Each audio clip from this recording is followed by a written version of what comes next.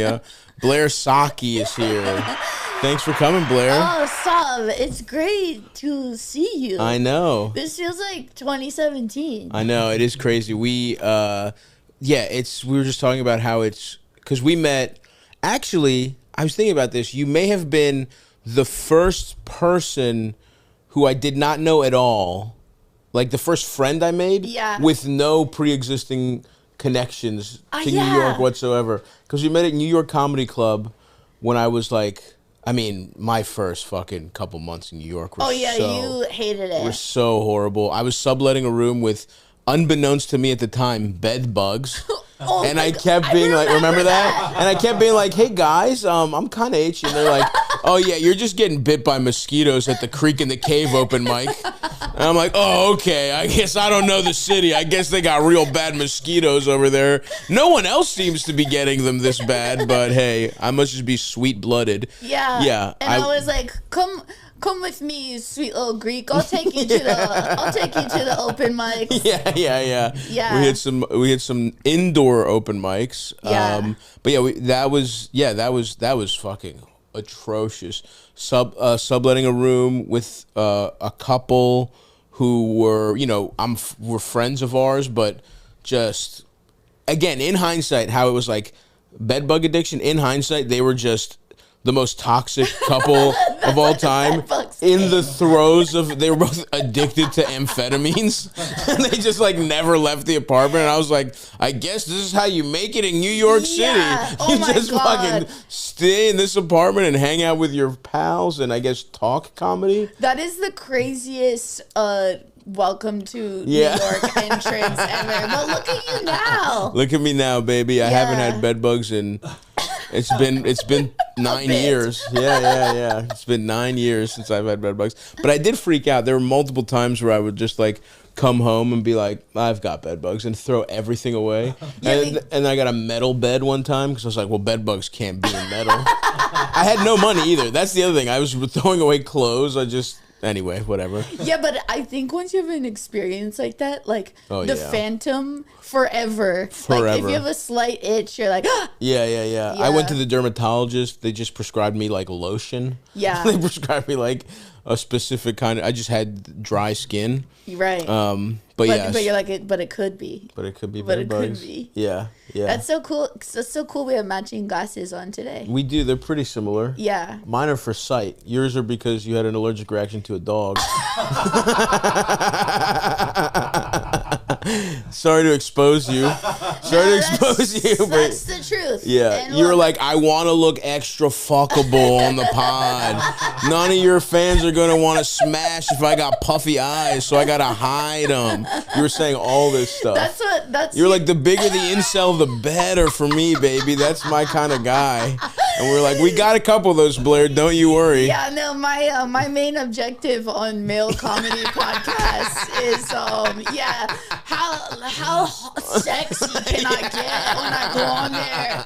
I want all those dudes to look at me and be like, I don't even hear this bitch. I don't even listen to what she has to say. Is she a model? I'm tuning out that angelic voice. Thank you for saying that. Thank you so much. I get a lot of lovely feedback. Sorry, I don't want to stoke the clay. I like your voice. I think it's very fun. Thank you. Sorry to stoke the feedback flames. No one be. This is what really works on the internet. Nobody be mean to Blair. Thank you, Sav. Thank you very much. You know what's crazy about Instagram? I mean, your Instagram is like so big, you probably don't like see if anyone. But like someone, if they catch me on the wrong day, usually I don't like say anything. But the other day I just wrote back "shut up, bitch" to a comment, and then Instagram goes, "You're suspended." That happened to me. I was like, I can't write "shut up, bitch" to a troll on my own That happened page. to me. Yeah, I said something about I fucked a guy's mom, and it was doing great. People were fucking torching him. Yeah. And these guys can't handle it, and then they're like, haha, we'll see about that. Yeah. And now you get auto suspend. If you have a big enough account, they'll just auto delete it and be like, you're watch out, you can't do that again. Literally, shut up, bitch, talking about how little a guy's dick is. It's really taken because look, the fun out of it. I mostly ignore, but then every once in a while you just treat yourself to calling someone a bitch. Treat myself. The day before my period, I want to say shut up, bitch. Yeah, and you deserve that. Yeah, and to me also, shut up, bitch is so innocuous. Sure. I mean, these people are like saying, they want to string you alive. Yeah. Just they are. It is like you have to get. They almost like make you get creative to not get like, your shit deleted. Yeah, and it's also like, but they're inside my house. Right. I can tell someone to shut up, bitch, in my own home. Absolutely. You absolutely can. That's a sacred right. Right. To tell someone to fuck right off. Yeah. I guess I've stopped, which is a shame. It was always fun. I guess that's Twitter being gone now. That was always fun, just to pick some random piece of shit, quote tweet him. Yeah, I mean, I'm say still his on dick there. is small. I'm still on there. I don't know why I'm going down with the ship, I guess. Respect.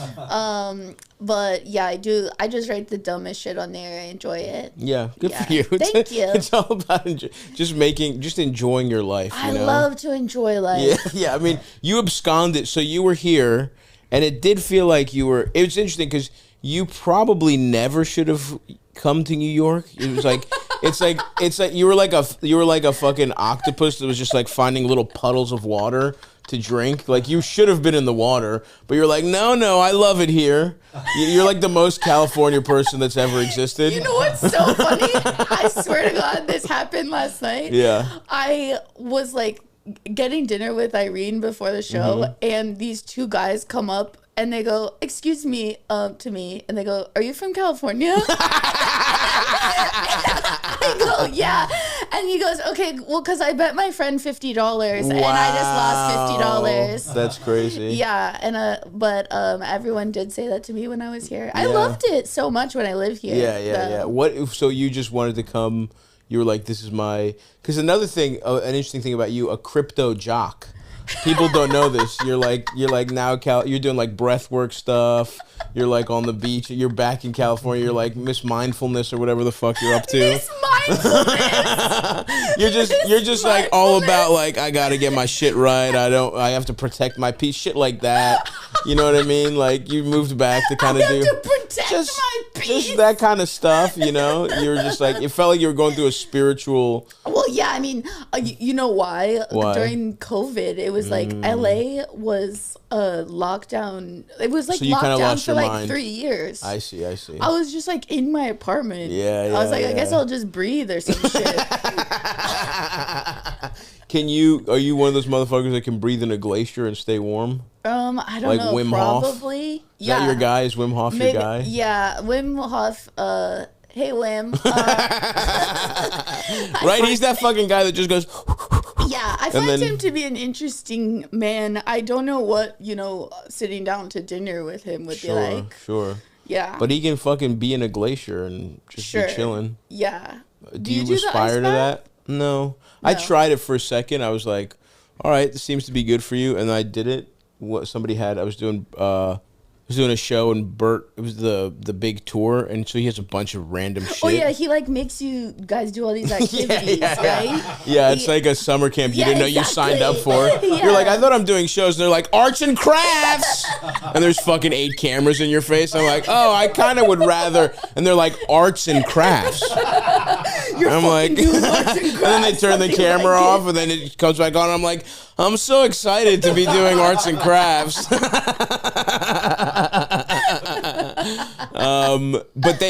I was pumped. They had a ice bath, and I was like, because I got a little into, I'm not a very spiritual person, but I definitely this year got into a little bit of like self-care. Yeah. I'm going to get my shit, I'm going to get my mind right. What kind of self-care? Mostly exercise, eating right, some sauna. I'm a sauna guy, but that's spiritual to you? To me, yes, that's the closest I get to spiritualism. That's what I just realized. Is like, I had 6 months of just thinking and like not worrying about anything, and I was like, the closest I got to spirituality is just like, a couple times I would be in the sauna total dark, just kind of be zoning out. Yeah. And then I started watching Bosch on an Amazon Kindle Fire tablet. Been there, pal. So, haven't we all? And then to me, that felt spiritual. Like just putting on watching Bosch in the sauna dark. 46 minutes of Bosch in the sauna, just right. My body gets used to it. See God. Yeah, that's how I connect.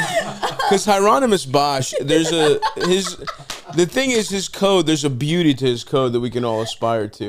It's justice and truth above all else. Whether that's his personal responsibilities, whether that's the red tape that the LAPD wants to impose upon him, whether that's just societal norms. Bosch doesn't care. The danger of himself, that's out the window. No, Bosch lives outside the lines, baby. Well, Bosch is for trying to find justice for the victims. Yeah. Everyone counts or no one counts. That's a kind of a go-to motto for Bosch. Beautiful. And I've always said that about you, too. And that's what I've always loved about you. Thank you. For you to find that representation on Amazon Prime is truly... And yeah, with such a good company that I love and respect so much. Right. But you actually are not actually a very soulful person. Soulful, you would say. Okay, I'll take that. Yeah. Okay. I mean, a lot of people might not know that about you. I guess I'm for the first time realizing I have just having this conversation because I do think spiritual shit is dumb as fuck. And then I think there's something to just chilling and being with your thoughts and going on a nice walk and watching the sunset and being spiritual. Oh, hell yeah, that's sick. I think that's what it is. Okay, I'll take that. Yeah, no, because I think that a lot of it can get really weird. Yeah. My whole thing with everything... I'm not just... Sorry, I was going to come up with a guy who's like, well, I'm not spiritual, but I am really religious.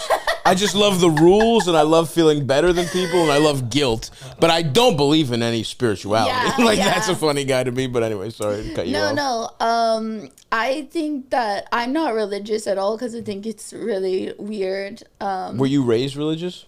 Only culturally, Gotcha. The hardcore Italian thing. We had to do all the catechism and all the classes, and of course I took every word literally. And I was I have to save my family from the fiery pits of hell. It was a lot of pressure. So you're Catholic. Catholic, yeah. But then when I would ask my parents about God, they would immediately change the subject. Be what are you doing? Interesting. We don't do that. Oh, here. So the guy I just made up is literally your family? We don't believe in anything, but we want you to feel bad. We felt bad. No, I think it's just an Italian thing. I think there is a cultural thing. My dad clearly does not think about God ever, and he would never go to church, but when we were why the fuck? You're never at church. You always go watch soccer at a Greek coffee shop.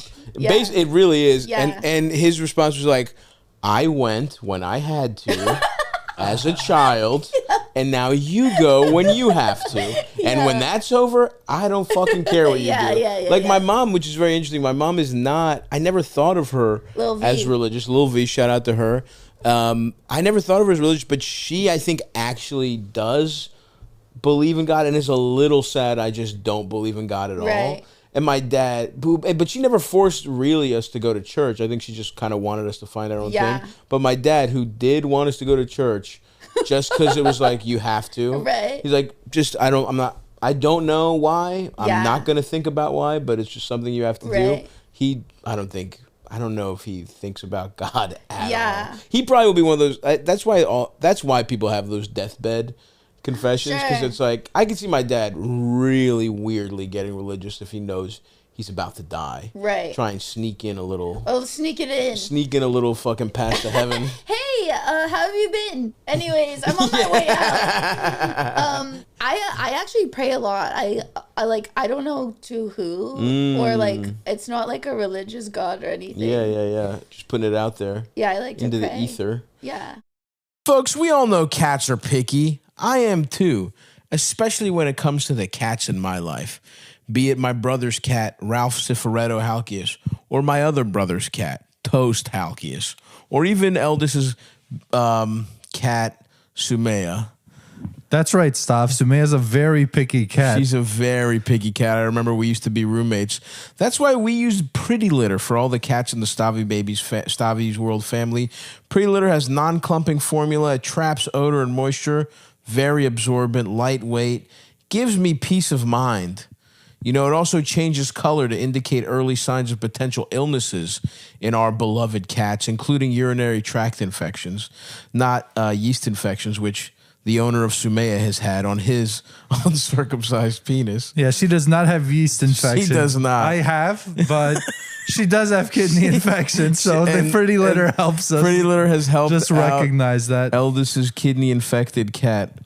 So Pretty Litter is amazing. You have to try it. Go to prettylitter.com/Stavi to save 20% on your first order and get a free cat toy. That's prettylitter.com/Stavi to save 20% on your first order and get a free cat toy. prettylitter.com/Stavi. Terms and conditions apply. See site for details. It's funny that you're both your parents were Italian or your dad's side? My dad's 100%. My mom's Swedish. Oh, okay, that makes sense. Yeah. Gotcha. It's just like my mom. Yeah. It's just so funny to say hardcore. Again, it's like, I know there are people who technically are Italian that are so LA coded, but it's just hilarious to be like, yeah, I'm Italian, bro. Oh, hey, I'm looking for Don Finucci. Yeah, actually, our families are actually engaged in a centuries-long blood feud, and I'm actually back from SoCal to kind of slit your throat. Is that how you think I sound? Yeah, in my head, that's how you talk. You know what's crazy is because my parents, like, injuries do sound fake. Like, my dad got... Hell yeah. Blasted by a stingray the other day. Oh my God. On the top of his foot. Holy, he almost got Steve Irwin? Like, truly. Wow. But it was like on the top of his foot, and it hit an artery. Oh my God. And so blood was like going gushing. This high, Holy fuck. like a geyser. From a stingray? And my brothers had to carry him to like take God. him to the hospital, the 7-year-old man. That's fucking And like when nuts. I say that, people, it just sounds too. And then like when my mom tore her Achilles wake surfing. I mean, not her Achilles, her hamstring, like 5 years ago. Holy shit. Yeah, like a woman in her 60s. Damn. No bindings, baby. Damn. Wake surfing. Good for her. That's fucking nuts. Yeah. But it's just so funny to think of that, being like your dad being Italian. Just when did the family move to? How did they get to California? Well, my dad grew up in New Jersey, and then his dad got transferred when he was 18 and to Orange County. Oh, transferred where? He was in the military or just a job? His job. You don't know what it was? No. Any idea? Is it because it's problematic? You're like, he was No, I think it was like mortgages. He was running a private prison, and they actually were trying to take advantage of the booming Latino community. They had locked up enough black people in Jersey, and they were like, all right, we need someone to head up the Latino division in Orange County. And your girl was like, ooh, me. No. Wait, this is the #1 political podcast. This is the #1 political podcast in America. Yep. This is where you sort of get to the bottom of the issues, get to right? the issues. We expose our guests. We expose our guests for being Nepo baby corporate heirs to a prison fortune. Corporate heirs to prison. Yep. Wow. Yep. That's incredible. The dark secret behind Blair Socci. She doesn't even talk like that. It's to keep people off the scent. That was really good. Thank you. You could do a movie trailer. Thank you. I'm thinking about it. Yeah. I'm thinking about doing more voice work. You could do a lot of it. Thank you. Wow, what a supportive You friend. could probably call them right now. Who's Say, that? listen, Pixar. Yeah. I'm ready. I'm ready. Let's get a new. Let's cook up something new. Girl has her period or something. Yeah, I watched. Turns into a panda. Isn't that one of them? Yeah. When I saw the first 5 minutes of that, I was like, "This isn't really." It's called about, Red. Right? Yeah. And she gets her period. She turns into a giant red panda, and it's like, I mean, come on, guys. We can't. One layer of subtlety. One layer of metaphor. We can't do like. It's also like it looks like a soaked, like it looks like a tampon raccoon. It got dipped in a toilet full of blood. That is truly the wildest premise for a movie. I bet you it's good too, but it's like it's like come on, she can't turn into a different. Sure, it's got to be red. Sure, she has to be turning red. Yeah, that is really on the nose. It's a little. It just feels like a second draft. It's not the first one. The first one's like Madam Pussy Blood, and they're like, no, we can't say pussy or blood. And they're like, how about red? Okay. And then they were like, they didn't fucking massage it at all. But again, I bet it's good. You know, Pixar does a lot of good stuff. I love it, and I'm available if you guys need my phone number. What's going on? Why aren't you like voicing like a haunted Jack in the Box? I don't know. Or something like that. Yeah, I really, that's my dream to voice a haunted Jack in the Box. I would have thought more like Polly Pocket or that's something. That's good too, but on either end of the spectrum, I'm trying to think outside the box. I could have said a cute little squirrel or something, but I said haunted Jack in the Box. Oh my gosh, the main thing that people comment on my shit now is that she has the same condition as RFK Jr. Oh, they interesting. just all write RFK Jr. Really? I don't see that. Yeah, I don't know. It doesn't waver as much. Disease. Yeah, why does he? Voice is like that, right? I thought he got fucking hit in the throat or something. Oh, really? I think so. Oh, I made that up then. I don't know. He might. I don't fucking know what RFK's up to. Oh. He was showing his dick to some reporter. That's pretty fucking funny. By the way, who gives a fuck that Kennedy was cheating? Of course. But it is wild, the sheer magnitude. Yeah, I didn't. How do you have that much time while also campaigning? It is true. Well, that's the thing. That's where he fucked up, is trying to be president. He had an awesome life. He had a great Getting gig. all the side pussy he wants. Cheryl from fucking Curb is not going to stop him. You know what I mean? She doesn't give a fuck, really. And I believe they met while he was cheating. Really? I believe it's a marriage born out of cheating. I don't know anything about it, but maybe she's doing the. Maybe she's got it going as well. Oh, yeah, that could be an open situation. Who knows? How did RFK and Harold shine? Thank you for doing a little producing. No, not from her Wikipedia. They're not going to say the real story, dude. Whatever, man. Who gives a fuck? It doesn't matter that much. I think I don't fucking know what happened to RFK, but salute to him. Yeah, salute. He's got baby. some great. Love your voice. Incredible. You don't have an RFK thing going at all. Thank you. Why did I write that? They're internet hacks. Oh. Mm-hmm. Yeah, well, thank you. It doesn't waver, your voice. Yeah, except for if I get tired or have too much caffeine. Really? Or even have one adult beverage the night before. Oh, really? Yeah. On a hangover, you're talking I can get weak. Okay. I also scream on stage a lot. Sure. So you have to be on vocal rest? Yeah. Okay. Interesting. All right, let's get back to the origins of the Socci family. So, Grandpa gets off work, long day at the prison, and your dad comes home. I think it was like mortgages or something. Yeah. Your dad got an internship at the prison. He loved it.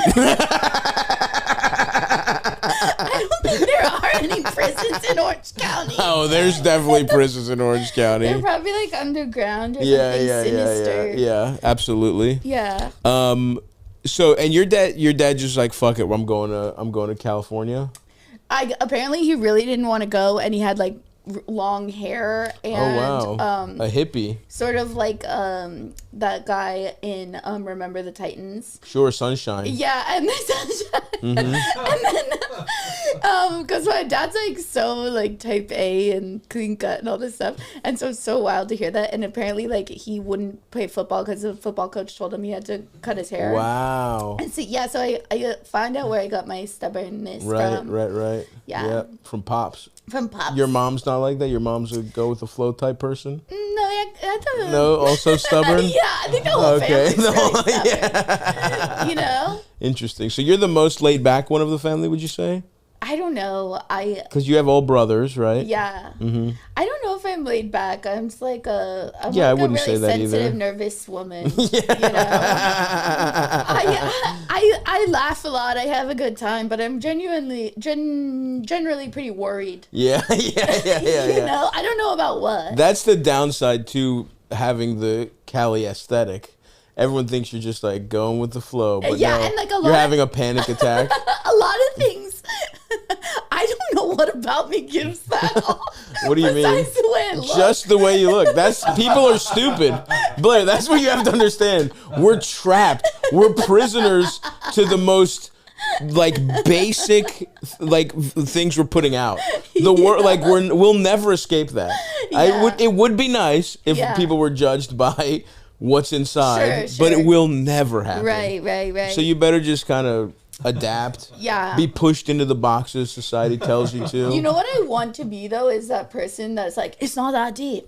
It's not that deep. Like I want to be it's not that deep person. I'm working on it, but I would never say it out loud because that's rude and it's dismissive to other people's emotions. But in my head to myself, I want to be like, oh, it's not that deep. Well, that's where I think you fucked up because you are fighting your nature as a jock, as a blonde jock, by like being introspective and like thinking, and you are naturally an it's not that deep, shut up nerd person. I am, and you're trying not to be. You know what I mean? I've seen don't think I haven't seen the real estate pictures. Oh my God. That's private. That is private. 23-year-old Blair, blonde as hell. How did you even find that? Oh my God, that is secret. Okay. That's who you are, bro. That's who you are. You shouldn't have come to New York to find yourself. I came here to be a novelist. A novelist? I came here for grad school. When I met you, I was in grad school. You were still in grad school? I didn't know it was novelist. I knew you were like writing. Yeah. But I guess I didn't remember. Accidentally started comedy. That's so funny. Like very oddly, I started comedy like right when I found out about comedy. Like I had like barely ever even Incredible. seen it. That's so before I started. Respect. Just, like, so what a way to make a life decision. I definitely did not think it was a life decision when I started. Yeah. I thought I was doing some weird, secret, quirky thing across the country that no one was gonna find out about. I was like living my odd Felicity. Of course, before going back home. Yeah. Getting a job at the prison. Married the banker. Married the banker living in Newport Beach. Exactly. Which there's still time. Maybe. There's still novelist. I love that. Yeah. The waves were gnarly today. As Sebastian got on his board, he noticed. He couldn't help but thinking, maybe in the winter there'll be fresh powder as well. But for the summertime, he could only enjoy the tasty waves. Tasty waves. Wow. Well, had you sketched out any ideas for a novel or like what was your great novel going to be about? I graduated, which is the most hilarious thing. Wow, that's crazy. That's how much I didn't know this You were was a career. fully in classes when we met. The whole time. That's insane. For 2 years. That's fucking crazy. I truly had some idea, but I completely forget that any of that happened or that I even have a degree. Yeah. Like, you have an MFA, I guess? I guess so. I guess I do. Yeah. But for what? I don't know why. For who? So what was your final project or thesis or whatever? I finished a collection of short stories. Very nice. Hell yeah. Give us what was your favorite one? Let's go. Give me one. Give me the plot of one. I genuinely don't even remember. It was all a blur, as you know. Yeah. I feel like all we did was none of us ever went home, and we were just out all night and never I don't know when I did any of that writing. Yeah. And just doing so many shows and mics, just comedy. Yeah. Let me not take seriously this thousands of dollars education. I did get an academic scholarship, but still, it was lighting money on fire. One of the dumbest out-of-state things MFA anyone's ever done. Out-of-state MFA that you weren't also a TA for. There's no even unless they give you like $100,000 scholarship. I really thought that was gonna be my career. Wow. Like, and I was gonna. Who did you want to pattern your life after? Like, was there a novel? George Saunders. George Saunders. Whatever. Okay. Like, I don't Who the fuck is he, Eldest? He writes some novels. Okay. But I feel like he's most famous for short stories. Yeah. Okay. And he started writing when he was working as like a technical writer in his like late 20s or some shit. And I think, where's he from? Like Buffalo or something? I don't know. What's a fucking good story of his? I've never read any of his stories. Oh, okay. Eldest reads. Is like a famous one. I think it's called The Spider. The Spider? Something. The Spider. There was that movie with Tobey Maguire. Spider-Man. No. Spider-Man 1. Okay. Your listeners are like, what the fuck are they talking about? Oh yeah, of course. There's like a handful of like writer nerds who are so pissed right now. Yeah, sorry. But you're actually super intellectual. They know that about you. I don't know that I'm intellectual, you but are. I do and like. You know a lot about politics, and you know a lot I about don't things. really know that much about stuff. Okay, maybe not anymore. Yeah, exactly. I used to be. Since I was 20, my knowledge of everything has been dwindling. Yeah, when I met you, you were like on your way to the White House. I don't know about that. Really took a turn. I don't know about that. Honestly, after Bernie, for real, it's like I am truly the most stereotypical Bernie bro, but after Bernie lost, I was like, who fucking cares? We're fucked. There's nothing good is ever going to happen. I'm not learning anymore about politics. And then but who gives a fuck? I did know stuff, but it's over now. I did know stuff, but it's over. It's all over. All my knowledge is in podcasting and stand-up comedy. Two of the most important art forms for humanity. Yeah, but now you're like, it's so crazy. You're a comedy giant. Relax. You are. Tell me I'm fucking intellectual and a comedy giant. I can't handle this, Blair. I'm not. I'm doing fine. It's crazy. We're doing okay here at Stavi's World, you know. You're like a modern philosopher. That's true. now finally something I can get behind. I am leading a generation with my emotional intelligence. You can't weasel out of your upbringings that easily, by the way, Blair, with compliments. What? Well, I did shred. Yeah. I surfed. I surfed for a while. You surfed. Then went into volleyball. I read a lot of books, and that was sort of it. But when you say went into volleyball, you played volleyball. And at fucking what, UCLA? Yeah. That's kind of nuts, right? Yeah, that was. You were like a serious volleyball player. You can't even say that with a straight face. It's funny to me. It is funny to me that you were. I mean, this is like 70 years ago, but yeah, that was like my whole life. Were you like a little jock in high school? Was that your whole personality?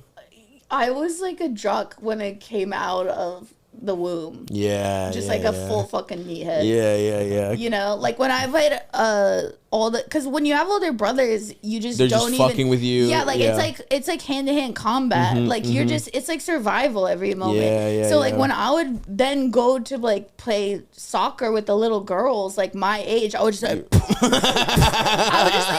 I would just literally mow bitches down like as if it was totally normal. How many? That's what I thought it was. You have how many older brothers? I have 2 older brothers, but we lived in a neighborhood where there was 13 families with boys the same age and no girls. Really? You were the only one or like one of a handful? No, I was the only one. That's crazy. Yeah, and so like, and there were 13 families with all boys the same age. One girl. Yeah, I mean, there was like other kids and stuff. There were like there weren't any really girls my age. Wow, who was like your first? Who was your first like friend? No, I mean I had girlfriends like from school and sports and stuff, but I just mean like in the neighborhood. Gotcha. And so it was just like this mob of, and I was just like wanted to share air with them. Yeah. You know, like, and I would, and like if they needed if one guy wasn't around and they needed a fourth to come play Nintendo 64, and I would just like sit there quietly like praying I got called up to the majors.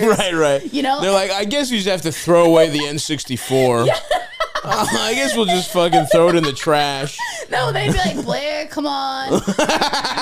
Just pissed they had to play with you. Yeah, and then I would be like, oh my God, don't move the controller. Don't because that's the girl thing where you like go move the controller, turn. And I was like, okay, and then like I would go play when they were gone, and I would lose their spot where they saved and they would get so mad at me. They were like, Blair, you were playing Star Fox again when we were gone. And I'm like, that wasn't me, that was Mom. I didn't do that. So you had to survive. You had to be physical for survival. They must have beat the shit out of you. Yeah. Yeah. Yeah. A little sister like with 2 older brothers. Yeah. Yeah. You know, like a lot of people, my beloved grandmother, 92 years old at this point, not the most tech savvy. So it might seem a bit odd to get her a tech adjacent gift. But Aura's digital frame is actually perfect. That's because, yes, it's tech, but it's so easy. I set it up for my beautiful grandmother. She gets a stream of pictures from me, my brothers.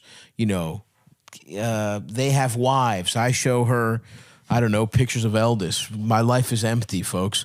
But it's full of perfect gifts to get your loved one, and that's the Aura digital frame. You know, it's so easy to get started. And once you do, the tech is incredible. I can upload photos right from my phone in just a click. It'll even pair photos together for me, like 2 pictures of the same person. I mean, guys. For a limited time, visit auraframes.com and get $45 off Aura's best-selling Carver matte frames. My mother and grandmother have those right now in their rooms. I love them. They're a beautiful gift. Use promo code STAVI at checkout. That's auraframes.com, promo code STAVI. This exclusive Black Friday Cyber Monday deal is their best of the year, so don't miss out. Terms and conditions apply. And then you started playing sports from the jump, basically? Yeah. Nice. Like, it was great. I mean, a lot of this stuff sounds made up. No, I mean, I get it. Like, I was the fastest downhill skier in California when I was 4 years old. Why do they even... Coca-Cola. What, you had Coca-Cola sponsorship? Wow. You were probably a cute little blonde kid. I guess. Perfect to drink a little Coke. Are they even supposed to give 4-year-olds Coke? I don't know. It was like, no, what happened was it all happened accidentally, of course. Like everything, where like I was just going down the hill, but it was like a setup racing thing. And I guess they had but really I was just chasing my family trying to get down the hill so they didn't leave me. Wow. You know? Look at that. Yeah. Your whole life. Your whole life is just trying to fucking chase your family, who's like, you know, not that interested. Like, they care, but they don't. It's not the biggest fucking concern of theirs. What's up with you? And you're always trying to figure that out. No, my parents finally saw me do stand-up for the first time at my special. Oh, wow. That's cool. Yeah, my parents... Your parents watch you? No. I mean, my parents have come to Baltimore shows, and now they want to come, and it's kind of fucking annoying, to be honest with you, because it's like... Because you're, like, talking about dick sucking and stuff? No, actually, that I don't care about. It's them. I want to talk about them. Or, like, my family, and I'm like, come on. You're ruining my art form. It's like, you like all the little perks that have come with me doing well? Yeah. Then you gotta let me talk about some of the most crucial mistakes you've made in your lives. Some of the many ways you fucked me and my brothers up. I have to talk about that for the world, but I don't want you in the audience while it's happening.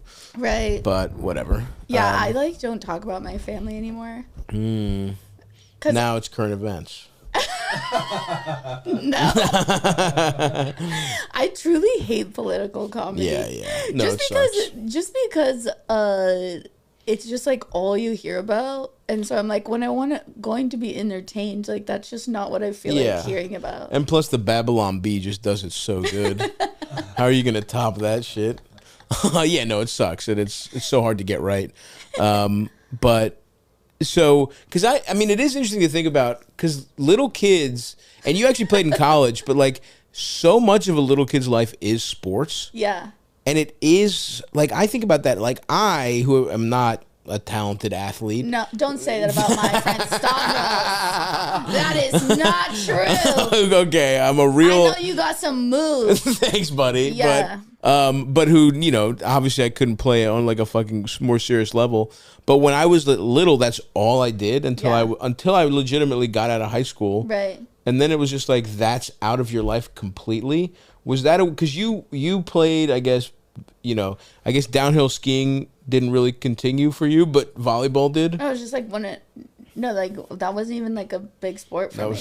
You're just setting records. You're not even trying. Like, I was just trying to get some hot cocoa. Truly. Yeah. Literally. That's all I cared about. So you must have been on volleyball teams then that was like your main sport? Yeah. Well, I wanted to play soccer, and this is like the saddest thing. Like, I still talk to my mom about it. But my mom took me out of volleyball because like she met my dad at San Diego State, and she was like, I wanted to put you in volleyball so you'd be able to play on the beach with the boys. Like, I never could. And I was like, bitch, I could have been an Olympian. Wow. Like, but then I said that to Greta once, and she was like, yeah, but you would be teaching clinics in Torrey Pines right now. Sounds like a good life. I don't know. No. Torrey Pines is nice. It is nice. Yeah, see? Do you golf? No. I feel like you're going to get into golf, though. No. I feel it coming. I'm not going to be a golf. Now, look, does riding around in the cart. That's what I like. Getting fucked up. Yeah, and being in nature. Manicured nature. That seems fun doing that once, but like, I will never be a guy who cares. It's also like, I don't know. I don't want to do like just rich guy stuff that just rich guys do. That's boring to me. What do you do that is rich guy stuff? I don't. That's what I'm saying. Yeah, it's you like live in the same apartment. I live in the place you've been to this place before when I had no money. From before I left. Yeah. I feel like we watched like the first season of Drag Race here. There was definitely some Drag Race watched on that. On that for sure. That is very humble of you that you're still here. Yeah. Well, who knows how long, but are you going to Austin next? Yeah. Yeah, I'm gonna get a condo right above the mothership. I'm gonna be next door neighbor. Tony has a great condo. I'm gonna be next to him.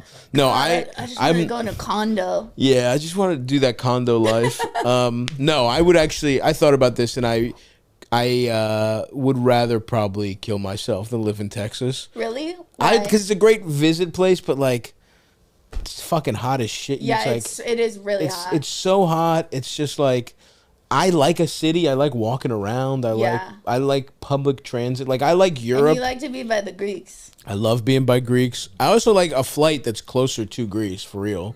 Like, it's not that hard to get to Greece from New York. New York's the best place on the East Coast. How long does it take? Like 7 hours. 7 hours there, 10 hours back. Wow. So it's not that. I mean, long. It's long, but I mean, LA is 5 hours. You go to Greece a lot now. I try and go every year. Wow. Yeah. Where do you go? I want to go so bad. My family's in Athens, and my godfather's on Naxos, and I try and go to a different island every time. Well. So I went to 𝐏𝐸𝐴 this island. I think beautiful pronunciation. It's called Corfu. I don't know why it's called Corfu in English, but I went there once for a day on like a $700 cruise, and I got food poisoning. Wow. Yeah, that sucks. I went absolutely ham on some moussaka. Of course. Didn't turn out well for me, but I still enjoyed it. That's awesome to eat that on like a beach trip. Yeah, because that's like a homemade like casserole. Yeah, it's like a heavy ass. It's good, but I like to go grilled when I'm on the beach personally. Like what? Oh, like seafood. Seafood, meats. Yeah. Salad, all that kind of shit. Sure. What was the cruise? It was a family cruise? It was a relationship cruise? No, it was like this cruise. I begged my mom to go with me. Like, I saw some, and it was literally like $700, like all inclusive. Yeah, hell yeah. And my mom the whole time, they lost her luggage. It took like 3 flights to get there. My mom was in so just you and your mom? Yeah, it was just me and my mom. And then you got food poisoning. But Corfu was tight though. Yeah. For the 8 hours we were there. Yeah. Yeah, gorgeous. And then you got food poisoning on a boat? No, I got it from off the boat, but yeah. But then you had to deal with the ramifications on a boat. Yeah, bro. That's just tough. Absolutely blowing chunks. That's fucking like, tough. Mom, you love this trip? Mom, isn't this tight? Isn't this awesome? Mom, aren't you glad we came here? Are you glad? Your personal floating hell. Yeah, I mean, a cruise is atrocious. No, I'll never. I got that. Out of the way. Yeah. I don't think I need to ever do that again. No. And then, like, it is weird because, like, the whole point of traveling is to be able to like go to dinner and nightlife and Yeah, stuff. yeah. And like it's like curfew, like you're on a field trip, like you have to be back at the boat at like 5. And then you sleep on a fucking boat. Yeah. Like a migrant being sex trafficked. Like it sucks. What do you? That's what you are not having a much different experience than some fucking lady in a shipping container. Is my point, and you paid thousands of dollars for it. $700. Oh, I'm sorry, $700, and that was probably part of the problem. If you're gonna do it, maybe chip in a couple extra bucks. I was like 22 or something. Yeah, fresh off the fucking volleyball And I was like, court. all you can eat buffet, baby. That's my heaven. Yeah. So, what was your most devastating volleyball loss? There must have been a few, yeah. I had a lot of crazy stories. Like the most humiliating. Yeah. It wasn't even the loss. It was my personal moment.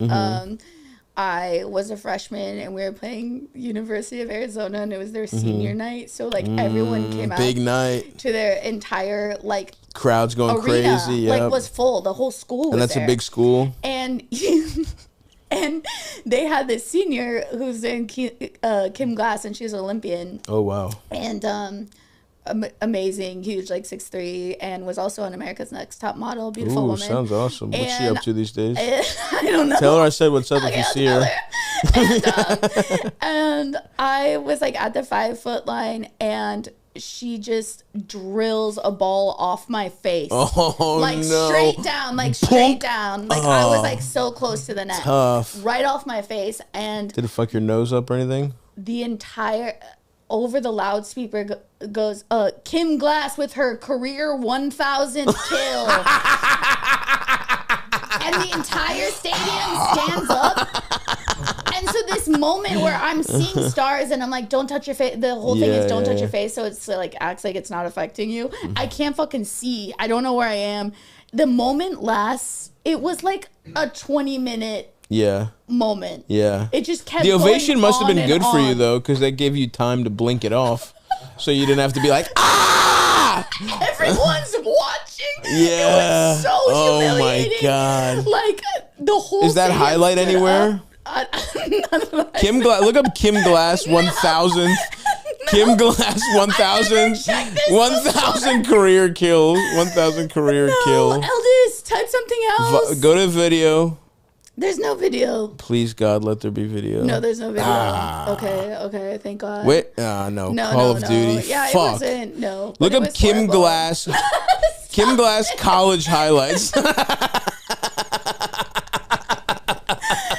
Oh, another thing that was like really, really embarrassing. It's all you Team USA stuff. You're lucky. You're fucking so. I'm gonna find this. No, it's not on there. I'm gonna do some fucking research. Nobody look. There's no research. Anyway. No. Look up Blair. Look up Blair Socci college highlights. No. Please don't. Thank you. Take that off. I've moved on. Why does it always say Blair Socci's husband? Video. I don't know. They're trying to figure out who it is. I am. No, just a bunch of bits. Nice. That's pretty fun. Defensive specialist / libero. Okay, please stop. This was a lifetime ago. I am an entertainment professional now. That's entertainment. I have given up all athletics. Playing in front of that amount of crowd though is better than doing stand-up in front of big crowds. Well, I'll say like there were some crazy things like when we played Nebraska, like those Midwest teams where it's like they're so all about it. They have nothing Their else. It was 16,000 people. Holy shit. Yeah. That's got to be fucking cool as shit. Yeah, it was really scary though. Yeah, I see. I was like not built like me, dude. I would have been like fa fa fa and energized by the crowd. I would have been like jumping higher than I ever was have. A freshman. I was like, what the fuck is going on? Yeah. Freshman is kind of crazy. Yeah. But yeah, then I went to grad school and met you. So you were done playing volleyball and you're like, time to be a novelist? Yeah, I was like, I'm an artist now. I'm an artist. You know what's funny is like when I quit volleyball, I just never thought about it again. That's pretty interesting, yeah. Yeah, it was just like, I had spent my whole life. I was like, there's so many other things I want to do. I would like try out for plays, but I never had time because I had such a gnarly athletic schedule. Interesting. Yeah. Did you do play? You did plays, didn't you? I did the opposite, where I so clearly should have done acting. Yeah. But I was like, nah, I'm a jock. I talked about this on a recent episode. And by the way, speaking of acting, I guess I should plug. Let's Start a Cult, I believe, is out in theaters right now and coming to VOD soon. We got to do that in the beginning. Wait, did you write the movie? I wrote it with a couple friends. Yeah. I can't wait to see this. Yeah, it's gonna be. I'm so excited. I'm really excited for it. But yeah, I just talked about this. But I basically did that where I was like, I just wanted to play sports, and I wanted to be a fucking jock so bad. And I was whatever I could play high school sports, but I so clearly I know you had mad hops. I know you were getting that. I can't even ironically go with. You guys got boosties. I got this far off the ground. No way. But I was a unit. I know you could get rim. Nah, yeah, I used to dunk. Yeah. No, I got cut. I probably got the cut the fastest anyone's gotten cut from a high school basketball tryout, where they did they lined everybody up. It was just clearly like, okay, everybody who's 5'7" is cut immediately, and it was like, all right, everybody line up. We did literally a sprint and a dribble, and they're like, all right, the 7 fat short white kids are gone. and then they started the real. They didn't even let you. I could have been a floor general. Oh no, you would have run that shit like the Navy. Yeah, that's right. Oh my god, that's right. But that's Baltimore Polytechnic Institute's loss. Right. But then now you're like the face of Baltimore sports. Yeah. So you should. That is true. Ever, maybe I should try and make the Ravens. You should send a little note to your high school coach and say, "Look at me now, bitch." Yeah. Well, I did play football. Okay. Right. So they know I had some athletic ability. Baltimore accent comes out. I wrestled. I played lacrosse for a semester. Can you please explain the wrestling thing to me? I've never understood why anyone would want to do that. It's just, pure brute force. But it just looks so unenjoyable. It's cool to be like, I'm stronger than you, bitch. But what if you're just sleepy and you're just damn, I don't feel like attacking a man right now. Nah. Never. You got to. Whatever you did was way worse. All the bullshit you had to do, for sure. College volleyball. But wrestling as a concept, as a sport, it just looks just really unenjoyable. Same with swimming. I did swim team for 1 year because my parents forced me and I hated it so much. But you just look at all the little boys and they'd be in Speedos being and it's cold and no one wants to go in. And you're just it just seems not fun at all. Yeah. That's what in wrestling also. Well, that's true. I forgot about worrying about how little your dick looks in the singlet. That was a real worry, but you get over that. And then I forgot that you always talk about your. I don't always. I don't always, you but love talking about. I don't love it. Dick. That's all you talk about since I've known you. It's a part of what I think about quite. I mean, I'm over it now, but definitely in high school. Really? Because I didn't what if this is just a shtick and you really got a hammer on it? I wish I'm not that kind of a genius. Look, am I maybe underplaying my dick? Undersell, over deliver. Yeah, but we're not over delivering by much. Right. I barely don't have the smallest dick of all time. Is kind of how I look at it. Yeah. Wait, so then the smallest dick of all time? Okay, mate. Is that like a micro penis? I don't have a micro penis. Oh. I will put that on the record. But as far as regular cocks go, my shit is just maybe right at average. Okay, but also but spiritually, my dick is small. Actually, spiritually, it's pretty big. No, but physically, it's small. It's big. Yeah. No, but then I always said this about really hot people, and I feel like it's probably the same thing with a huge hog. Mm-hmm. Is that take them off so they can see you? Yeah. You never had to cultivate any charisma or anything interesting about you, or and if you're fucked up looking and have a little dick, imagine how much charisma you'd have to cultivate. Enough to be a intellectual comedy giant. Yeah. You heard it here first. and the modern philosopher of our times. Yeah, absolutely. I always think of you as a modern philosopher. Thank you. Yeah, I might go to grad school. We'll see. Should. That would be so awesome. I think I went once. I don't know. Yeah. I'm not sure. Well, we should bring your unique perspective. You've lived many lives. I have, yeah. And so why don't we try and help some of our callers here? And do you have anything you want to plug here at the midway point of the show? Oh, I thank you very Please. much. I do. Yes, I have a new special out called Live from the Big Dog on YouTube, and I would love for you guys to check it out and write some really nice comments. Yep. Yeah. Yeah. Be like, Kim Glass owns you.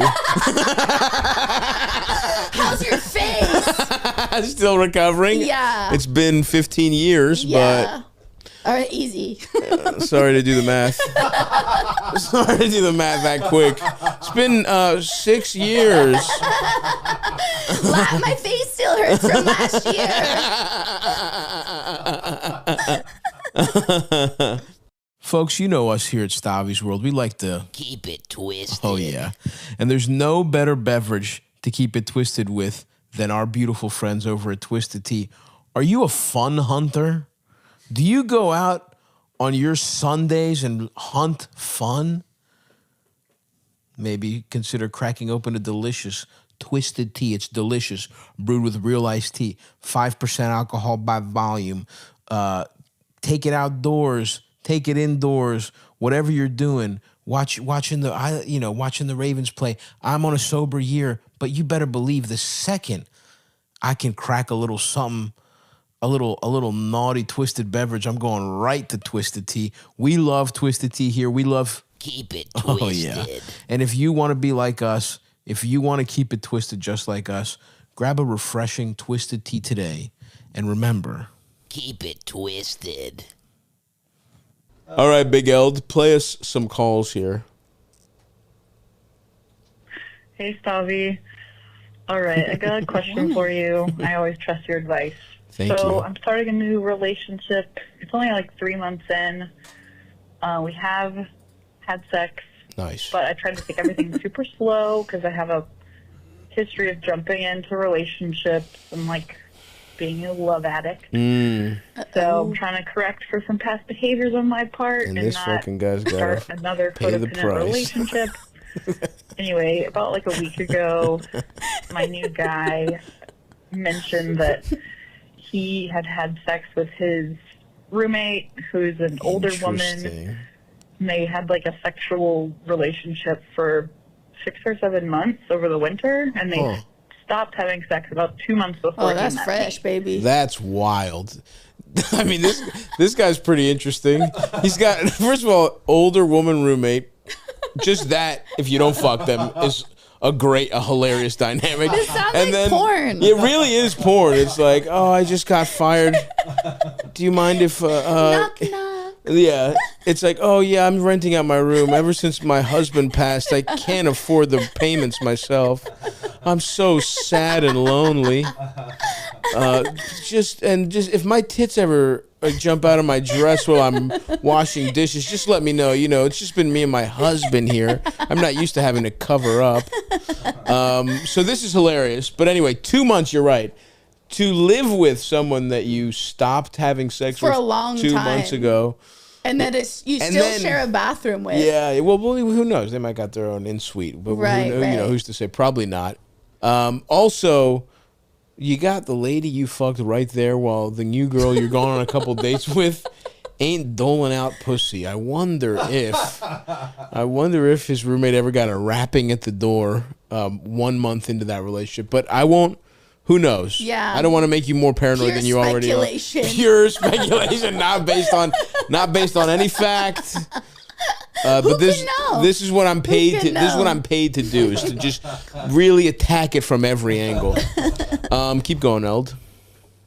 But the weird thing is, amongst other things, is that she like thought they were kind of together. Oh. But she also didn't want anyone to know that they were together or have this kind of sexual Oh, been there, dynamic. pal.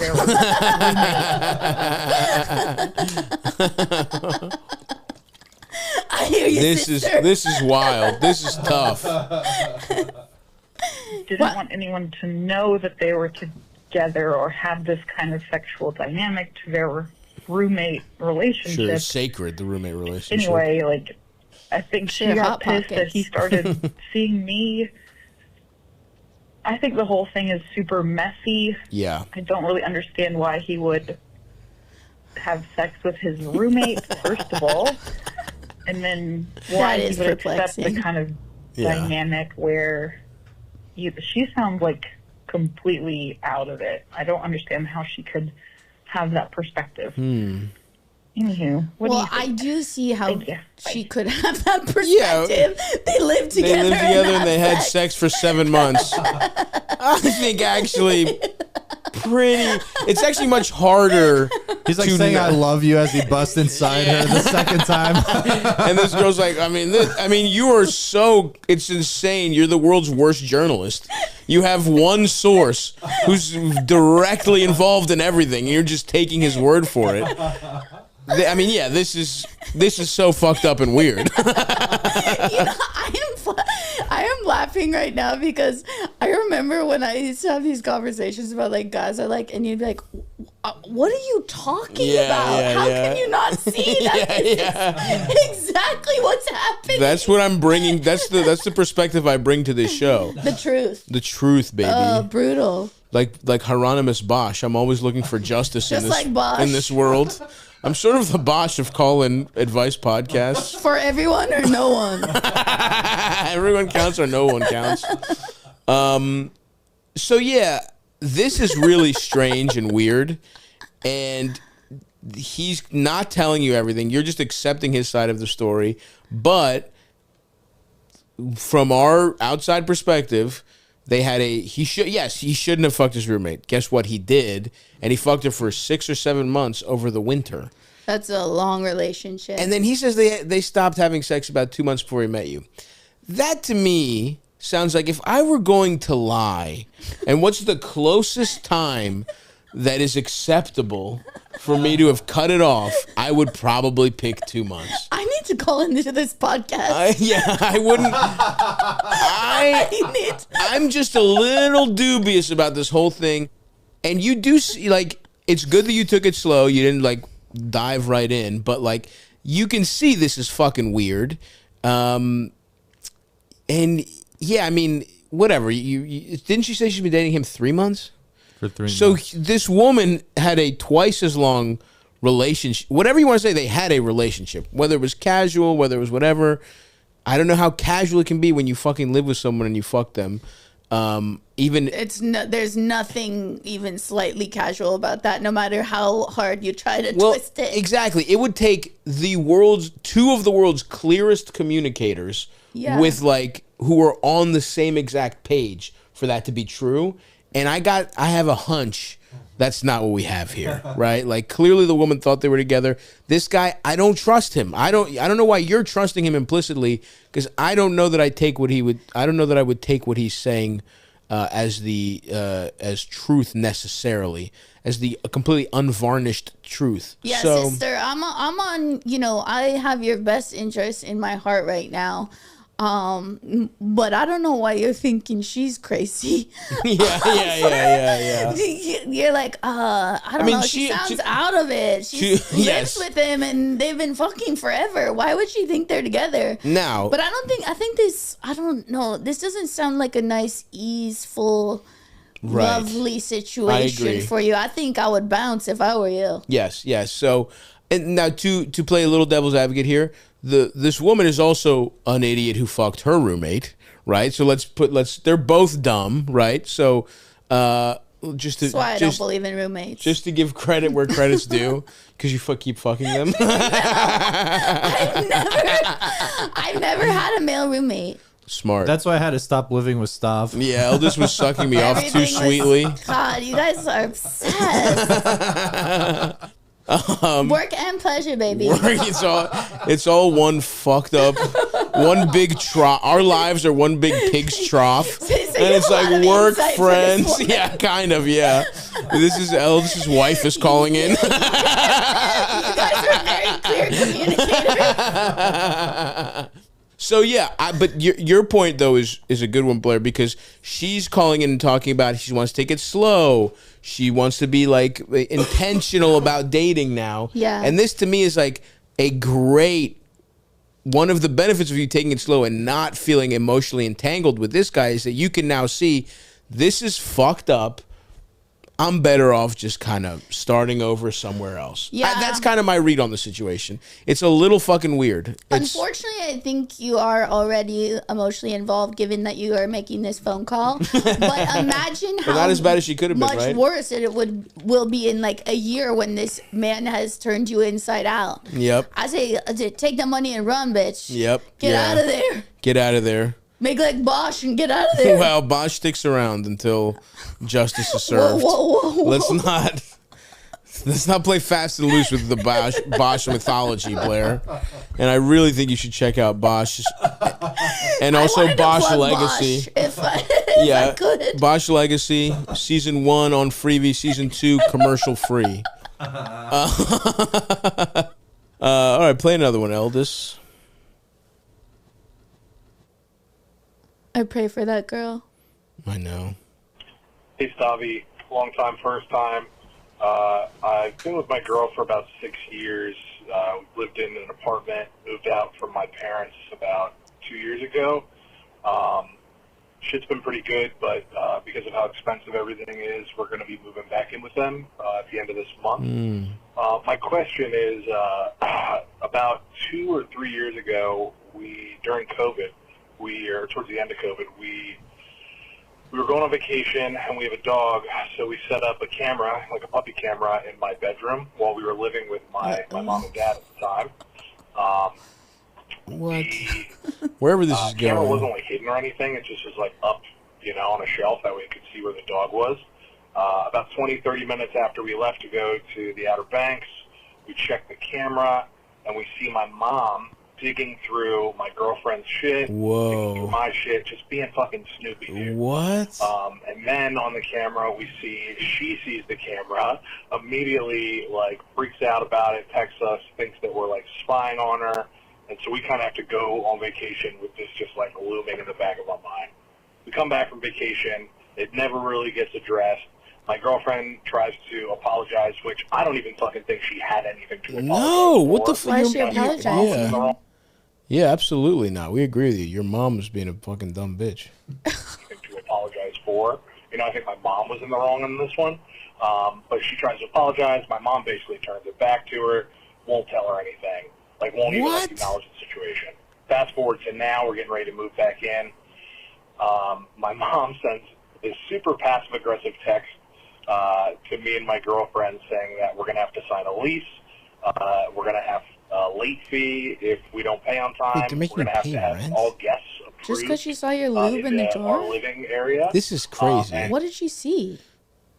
I don't know. What could have been there? I don't think she saw anything. I think it's what she found. I think she just felt like they were spying on her because they didn't trust her or something. First of all, that's crazy. Look, everyone is allowed to have Diddy cameras. Okay, what's the problem here? I agree. Unless they're charging you rent, you get to pay for the if your mom wants to watch you fuck, she can't charge you rent. Okay, this is her mom. I hate his mother so far. I think she's one of the fucking biggest dumbass characters we've had about a call-in show. A nosy, clearly snooping, clearly gets caught, goes on the offensive because she feels guilty. That's what that whole thing about spying. She doesn't fucking actually care. It's like, also, it's their room. Are they living there or are they not living there? They should have their own space. And then, this is some fucking European shit, but it's like, charging your fucking kids rent? Are you fucking... That's despicable. Charging your kid, making your kids sign a lease? What the fuck are we talking about here? So, anyway, let's finish it up.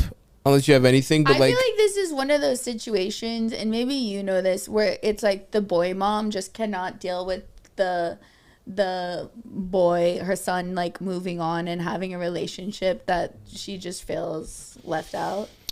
I mean, it could be, but my mom's liked my girlfriends more than me, to be honest with you. So I don't know if that's the case. She's a little sweetie pie. She is great. That's true. But that there's definitely something. There is a toxic version of what you're discussing for sure. That's kind of like the flip side of the mom who competes with her daughter. The like overly protective mom. I feel like that's what this is like. Like she's just like, I feel abandoned, so I'm gonna make your life with your girlfriend hell. She could just be a snoopy bitch, though. Is what it. I mean, but what is she looking for? I wonder. I know plenty of busybodies like this. Really? I know plenty of. I have some friends' moms that are like this for sure. But let's finish this call and then we'll get into it. To have all guests approved in our living area. And the like little spiteful thing was, she said we can't have any recording devices of any kind. I mean, this is crazy. So like I don't know, like it just like it tripped my girlfriend out, tripped me out. Like our relationship's already rocky because I'm a scumbag piece of shit and did a whole bunch of shitty stuff that we've been working through that. And okay, now, and that's the other part of this. And maybe that's a little bit of the missing context. Maybe that's a little bit of the missing context. But we do love a self-working. Yeah. Maybe, the camera. I mean, the camera is annoying. And if you're a scumbag, is your girlfriend a scumbag? And is your mom just kind of... And it's like, they're making us sign a lease. They said they're going to call. They said if they find the appliances ripped out of the wall and pawned, they're going to make us pay for it. We're not allowed to have any crack in the house. God, my mom's a bitch. My mom's being a fucking bitch. Okay, so that's an interesting piece. Let's see if he has any more interesting details for us. My girlfriend out, tripped me out. Like our relationship's already rocky because I'm a scumbag piece of shit and did a whole bunch of shitty stuff that we've been working through that. And now like moving back in with my parents, a 6-year relationship. It feels like this is just like a fucking death knell waiting to happen. Well, what should we do? Should we find somewhere else to fucking live? Like, even though we've already built furniture down in the area that we're going to be living and like move stuff over there, or should we just like, we're getting a really good deal on the price? Should we just fucking bite the bullet and try to stack money? I really don't know what to do. My family's crazy. Thank you. Love you. Bye. Get out of there, scummy. Yeah, I mean, there's no way this is going to work if you're at your parents' house. I mean, the odds of this relationship surviving in general, low. Very low. But it ain't gonna, and like, dude, if it means having to work a couple extra shifts for you to make up for fingering someone at a tattoo parlor or whatever the fuck you did, like, you can't. This is a bad setup. This is a horrible setup. And we don't even know all of it, so we don't have all the information, but there's clearly so much fucking shit going on here. And if you feel uncomfortable in your home, it's like, especially when it's a parent dynamic, like you're better off living somewhere shittier for the same money and like feeling like you're an adult with some autonomy than you are. And it would be much different if your family was supportive, right? Like, then it sounds like maybe you could use that. You could use a little, like, but that's not the case. That's not the hand you were dealt. And I think somebody going through your shit and then turning it on you is crazy. And I'm sure you probably did something fucked up that your mom was able to like leverage to get out of trouble or whatever. I'm unclear if by hearing it more, it sounds like the scumbag shit happened in his relationship, not necessarily to him and his parents. Yeah. So that if that's the case, then you just need to fucking make this right for your girl. Like, if you're already fucking, like, convincing somebody to move in with their parents because it's too expensive and you're a fucking piece of shit is like, I don't know, man. That's a lot. That's a lot to fucking. This girl's life sounds like American Ninja Warrior. Yeah, for real. And like, I don't know what the fuck's going on with her. Her life must be even worse than yours. Or she's a really nice person. I don't know. 6 years is a lot. That's so long. I'm also wondering how long. I have like. I'm like, is this guy like 39 or 22? True. I'm like, the age matters so you're much right. here. I mean, if they've been together 6 years, he's probably at least. At least mid-20s or whatever. Mid-20s at the earliest, right? Yeah. It's the thing, like, everything he's saying about his mom, like, he's right, and she is annoying and being, like, out of line. But it's like at a certain point, you're like an adult man who's like, my mom's being unfair. When you're like, when you're the one trying to like live in her Right, home. that's true. And it's like, you know, Get out of there, bud. Yeah. You just That's like, a good point, Eldest. It's like that's the reason you want to move out of your childhood home and not live with your fucking parents. Yeah. You know, even when you're an adult, parents are fucking annoying. Of and course. you can like Mom, stop telling me what to do. And you regress too. You regress. You regress in like a couple of weeks and just feel like a teenager again. Like no matter what age you are. So that's why you pay to like move the fuck out and just. And by the way, getting a good price. This is again gringo shit right here, brother.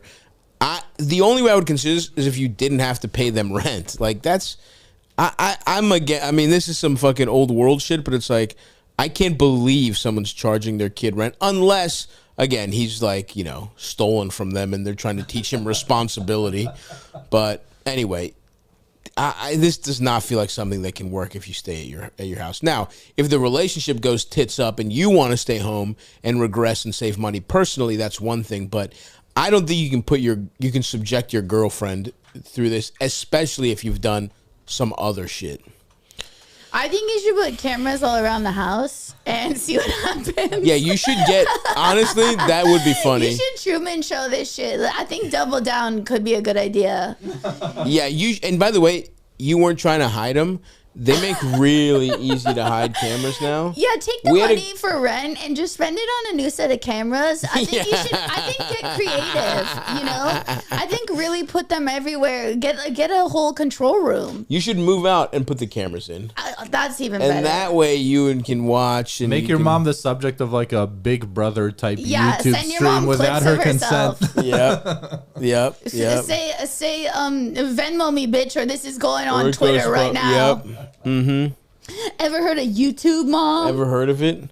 Well, you're gonna be all fucking over it, calling your friend Diane a bitch, and she's gonna tell everybody else. All right, Eldest, what else? Guys, I have to pee so bad. Do you care if I pee really fast? You can go pee. Okay. Yeah. Oh, ow, it hurts. You can take a pee break. Ow. Ow, ow. Stavi's World is a podcast where both the host and the listeners have a problem getting their dick hard sometimes. And that's why we have partnered with our friends at Hims to make sure your prick is stiff as a fresh cut 2x4 of prime pine. Okay? It's stressful. You're out and about. You don't know what's going to happen. Get a little Hims in your system. Your dick will be so nice. So nice. Ain't nobody gonna be complaining about your shit being soft. You got a fucking Hims in your system, baby. And we know you're busy. You don't want to go to the fucking doctor and sit in line with a soft ass dick. You want to fucking... You want to do that shit online. You want to do that shit online and get the doctor to say, you know, do it safe, be honest, because then these doctors, they know what's good for you. You can get personalized ED treatment. That's what I do. I'm a Hims customer, folks. I'm not just selling you this because I don't believe it. I believe in the product. I've had many powerful erections as a result of the wonderful... Yeah, Stav, just answer a series of questions on their site. The medical provider will provide you with options. Wow, that's incredible. You need to start your free online visit today at hims.com/Stavi. That's HIMS.com/Stavi for your personalized ED treatment options. hims.com/Stavi. The products mentioned are chewable, compounded products which are not approved by or verified for safety or effectiveness by the FDA. Prescriptions require an online consultation with a healthcare provider who will determine if appropriate. Restrictions apply. See website for details and important safety information. Subscription required. Price varies based on product and subscription plan. Stav, Eldest, and guest, feel free to play this on the Patreon if it's worth your time. My question is kind of dumb in general, but how do you deal with getting older? I'm 28, and I feel like it's a good age because I'm not young and stupid anymore. I've made a lot of my youthful mistakes, and I've still got potential and like room to grow, but I'm also not able to be young and stupid anymore. So like I'll never be a 22-year-old student again burning the midnight oil. I'll never be 19 making out with everyone at the club. Or was she when I And was I 19? feel like I didn't get into enough shenanigans or troubles when I was. Like, I feel like I've just played it too safe and been too boring. And I feel like life is moving too fast now, and it's getting away from me. I have boxes to check off, and I've checked off a lot already. So I've got a mortgage, I've got a fiance, pets, a job, and friends. But I feel like I've wasted potential, and I could be doing better or having more fun. Get on that pole, bitch. Basically, I just want a life I can tell stories about, and I guess I'm just scared of letting life pass me by and realizing that eventually I'll have more mediocre memories than future left in me. Oh my God. So how do you grapple with that and make sure you're living life well enough that you can say goodbye to your 20s without being sad about it? Thanks. I mean, this is age old. Everybody goes through this, right? Yeah. I definitely have been thinking about. I mean, I'm older than this. I'm older. Blair just graduated college. I just graduated. She just got spiked in the face. So it's hard for me to relate, but She just got spiked in the face by what was her name? Eldest. we forgot. Eldest. Kelly something. Kelly Glass. Yeah, totally, Kelly. Whatever. Kim Glass. Kim Glass.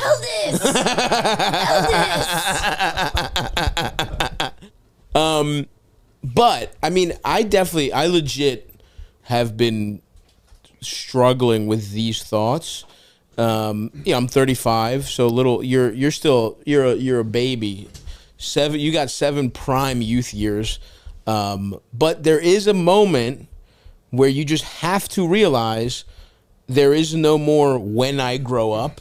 Yeah. You know what I mean? Like, that's very powerful. Potential is one of the best things in the world. Right. Because it's all, you don't have to do shit. It's just all these limitless fucking possibilities. Yeah, right? you're just like, oh my God, there's so many things that could happen. Could be So many anything. different ways paths to go. Yeah. And I guess that's theoretical, but that's not even true. You can't be all those things. You can, you kind of, realistically, you have to narrow it down to some extent. And also there's realizing like, all right, there's no more when I grow up.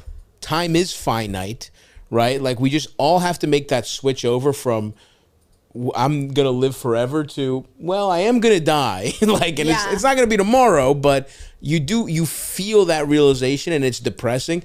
And you're in stage 1 of that, right? You're in stage 1 of like, oh, I'm not immortal anymore, which is how you feel when you're 20, whatever, right? But I feel like you have everything, it sounds like, that everybody wants. So I'm wondering, are you depressed, or do we just need like a new hobby or like something to shake things up? Because it sounds like on paper, like you said, you got everything going pretty well. Yeah, and I also think it's pretty. There is like some human nature to the grass is always greener shit. Like, yes. I feel like in some ways I've way surpassed what I thought was possible in my life, right? Like truly. But and it's like crazy. But then it's like none of that stuff matters if I also feel like I'm really behind on the Me too. on the family side of things, on the and not just the starting my own family, but like I don't have that many close relationships day to day, or I didn't, because I was just too busy working. And it's like there's just trade-offs in everything. And what you're going through is normal. That's an important thing to realize. Everybody has that thought. And a thing that's kind of freeing to me as I get older is like nobody feels the age they are. Yes. Everyone if you're 28, you're like, how can I be 28? I'm 25. I was just talking to Rosebud about this before I left, and I was like, I just wish I had more time. And she's like, you're so young. And everyone thinks that if they're 70, they're like, I feel 60. If you're 35, I feel like I'm in my, early 30s. Like, no one believes that they're old. No, this is the traditional human experience, I think. And it's also important to realize, like, some of those feelings are fleeting, right? The feeling of being like, I haven't had a crazy enough life. It's like, whatever. Like, that sounds cool. Being like going out to, having an all-nighter and going on a bender sounds fun. But it's like, you do it and you're like, my body hurts. Yeah. This isn't as good as it used to be. I remember one time me and my friend went to Greece. We had a specific Greek trip when we were like 20. And we had a blast. We went to like an island. We were like, oh, this was so sick. We were just like getting drunk all night, and it was awesome. And then like 6 years later, we kind of went back. We were like, dude, that place was so fun. Let's go back. Yeah. And you go back and you're like, oh, it was fun when we were 20. Yeah. It's all 19 and to 23. Yes. Now we feel old. Like 100%. part of life just keeps moving, right? And you can't go back. And yeah, some things you didn't do as well as much as you wanted. Some things you did better than you thought, right? Everything's a fucking trade-off. You know, maybe you'd make out with as many strangers in a club as you'd like, but you have other stuff that's better. I'm a big action guy, so I feel like if you're having these feelings enough that you're calling in the show, like, why not just make a list of 10 things you want to do and just do it? Like, okay, I want to go do mushrooms, like, for a night with my friends and my fiance. I want to skydive. I want to go to Big Sur. I want to go, and just, like, shake it up. Fucking California over here. Even her fucking her outlandish dreams are doing mushrooms and going to Big Sur, man. I was thinking about her. I was thinking about this very young woman with a mortgage. Getting a Cali-style burrito. Go shred some nice lefts. I feel like that would really help you out. But no, you are right in that, like, you have a lot of good shit going for you. And what you said earlier to our caller, that you've made some of those mistakes. You're not young and dumb anymore. And yeah, you're right. You're just not as young. That's over. You just have to mourn whatever's gone, but also realize you have such an opportunity. You are young, but it is important. You could fast forward 10 years and your fears could be realized, right? You could just go through life and just go through the motions. So I think what Blair said is very important.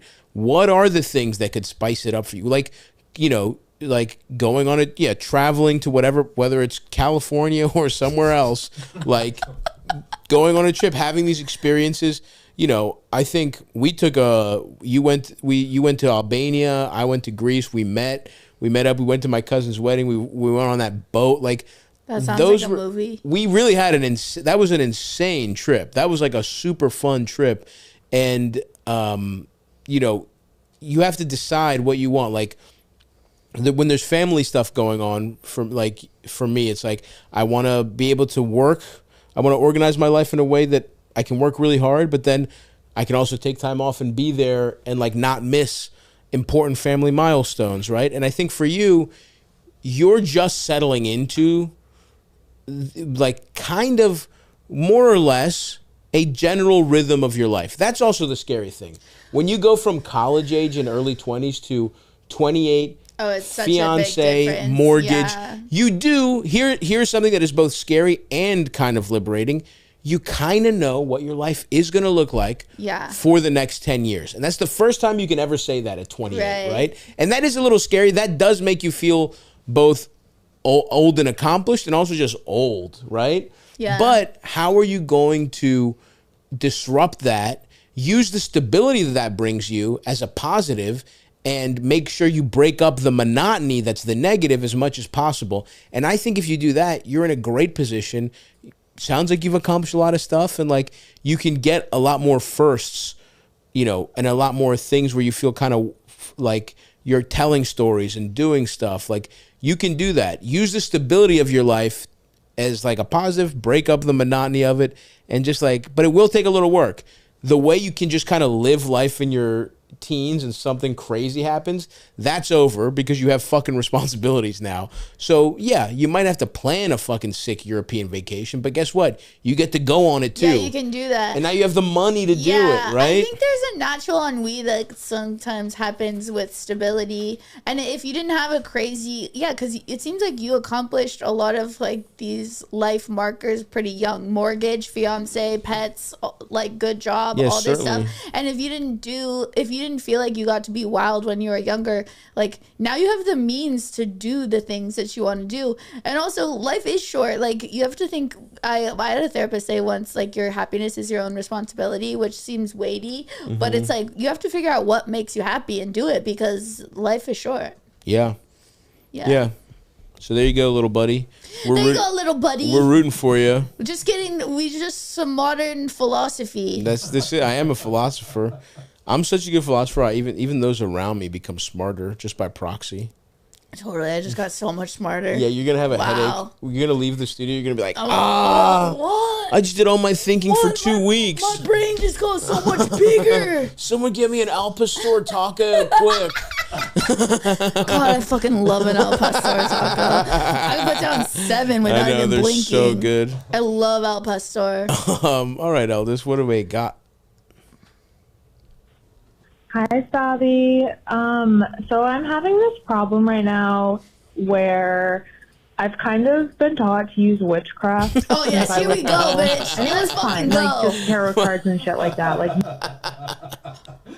Wow, dude, you should have put this in the cheek zone. so I'm having this problem right now where I've kind of been taught to use witchcraft since I was little, and it was fine, like just tarot cards and shit like that, like normal, nothing That's unusual. awesome. I'm like, okay, this is probably fake. But then when I started dating people, if someone really fucked me over, my mom would like ask for an article of their clothing and then hex them, and then usually something really bad would happen, like this one guy tore his groin skiing the next day. Another guy like crashed his Pontiac. She made him crash his Pontiac? So then I kind of forgot about it. Went to college. Did it to this guy that cheated on me. He got scabies the next day, which was crazy. Resurrected like some 1800 shit. Scabies? And then the only other time I've personally hexed anyone was my ex-boyfriend, and the next day there were hundreds, like I'm talking hundreds, possibly even thousands of dead bees, This like is so cool. all over the basement wild. where I did the hex. It was actually insane. There were eyewitnesses to this. I swear on my life. It was crazy. Craziest thing that's ever happened. So the problem I'm having now is I don't know if I should like be a good witch or a bad witch, because I think I could be a bad witch for good. And my issue right now is my best friend has a roommate who's really, really like shitty to him. And I want to hex the roommate, and I have one of his socks, but I'm afraid something really bad's going to happen to him. And I'm trying to be a force for like positivity in the world. But also, if I'm just re-delivering people's karma to them, is Sure. that not making the world a better place? Right, there was an Thank episode of you. My Name is Earl about this. There's actually, it's funny that you bring this up. There's an episode of Bosch that was right. No, Bosch does not deal with the occult. Bosch, it's all just good detective work and just gumption that gets Bosch to solve his cases. Wow, I love that you are being sought out for this ethical dilemma from 1729. Yeah, I mean this is crazy, obviously, and this is insane that you're saying this. Okay, here's my question. If you really think this is real, right? You can't get a little bit of like a deeper education in it? Like it's all like you just do the hex and then you just don't know the level of, because like, you know, if the roommate gets, like I said, food poisoning or something, like really bad food poisoning, that's one thing. But if they fucking get their leg their amputated, Pontiac. yeah, if the Pontiac, it's like, how shitty is this roommate being? I think if you have these, You need to educate. You need to get to platform 9 3/4 quick. Yeah, you really before do. somebody gets hurt. she probably hates that. She's like, it's not like that. It's not. That's how Hollywood says it is. No one's British. What the fuck? So Here's can you do what's a positive spell? Does that exist? That's what I was gonna say. Like, how confident are you that you're in control of these powers and it's not just a coincidence? And the way to Right. try would be like, okay, what if you have someone's article of clothing, and yeah, have you ever tried like a positive thing? Had something good happen to a person who needs some good karma re-delivered to them? Because if it's all just bad stuff, Right. it's like, how are you doing the hexes? How deliberate is it? Yeah, did your mom cut the like brake line? Dexter of witches. True. But I also, and this is my take, and we Please. have discussed this a lot. Please. But I don't think that revenge is ever the answer. I think because in my personal opinion, it just comes back to you harder. Right. Like I don't think. What if that, there's an even more talented witch? that hexes you. Yeah, and there's even more fucking bees. Yeah. No, I personally don't think, and I get that. I get that impulse because I'm very protective of my loved ones. Like, loyalty to the death. But I don't think that you should be doing any harm. They do no harm. Sure. It's like the Hippocratic Oath. Well, she's not a doctor. Right. But in the 1700s. That's true. They were the only doctors. That is true. You could only get treated by a witch. But they didn't want women to have any way of making money, so they had to hang them all. Makes sense to me. Yeah.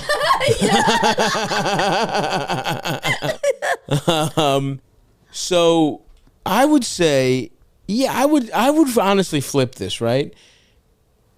Do a couple positive spells. Let's see how that works. Can you fucking cast an orb of protection around your friend against the roommate? Can you make their life better? That's beautiful. You know stuff. what I mean? Like, what are we talking about here? Why is it only hexes?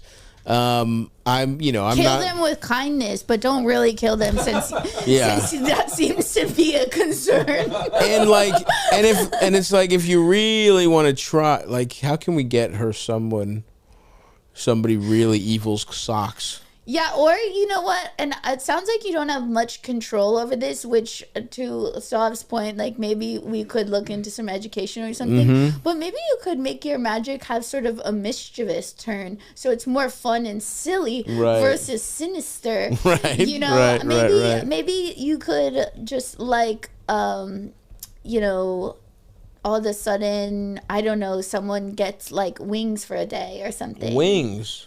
And they're like, what the fuck are these wings? I think that's too powerful. She doesn't have wing magic. Oh, all right. Okay, fair. You know, like, that'd be cool as fuck if she was like, somebody got wings. But I like what you're thinking. I got really carried away because I love witches and magic. Sure. Well, what if it's something like every time they fucking, they hiccup, a little bubble comes out? Yeah, or their voice starts you make them talk like a helium balloon, you know? Yep. That's good. I think that would be really cool. How about this? Or it looks like they're wearing lip gloss, but they don't see it. And everyone who asks them, they're like, "Hey, are you wearing lip gloss?" They're like, "No." I'm not fucking wearing lip gloss. Why does everybody keep fucking asking me that? That's kind of funny. That's funny. You know? Now we're getting somewhere. We're cooking. We're starting to cook stuff up. Make them step in some dog poop or something. There you go. They're out and about. Classic. Let's go. That's a good dog one. Shit. Classic. Yeah. Oh, make their shoelaces tie together. Cartoon style. Yep. A bird shits on them 3 times in one day. Yeah. Because even 2, you could be like, well, that's weird, bad crazy. Luck. But 3, you're like, you start going crazy. You're if like, that happens 3 someone's times. out to get me. I did something bad. This is my retribution. Yep. I had actually, when I was in, I don't know, I was doing like Rooster Teeth Feathers or something, and I was in the hotel, and it was actually a cute hotel, but someone, like, every morning, the maintenance people would bring a leaf blower in the hallway, in the hallway outside the door, and I was like, oh no, this is specific to me. Yeah, this is my That's is insanity. my deepest. What time? Like early. Brutal. And I would be like, oh, this is my number one thing that someone could do to me. To drive me insane. To make me, like, this is my Guantanamo Bay, you know? And I was like, oh, I had that thought. I was like, this is a specific karmic retribution. Yeah. You know? Yeah, maybe you are a bad person. Maybe. Next question, Eldest. Good luck out there, witch. Good luck, witch. Can you cast a 2-inch growth spell? You know what I'm saying? I'm not greedy. Just give me 2 extra inches. That's all I need. I would also love a pair of fake cans with no breast implant illness. That'd be if cool. possible. Yeah. Just now, that's a power. Making tits big. If that's true, Use your powers for good, babe. If that's true, I'm going to wizard school. I would love to go to wizard school. I'm just making big cans all across America. Like fucking Doctor Strange. I'm making tits juicy all across the USA. Like, this is.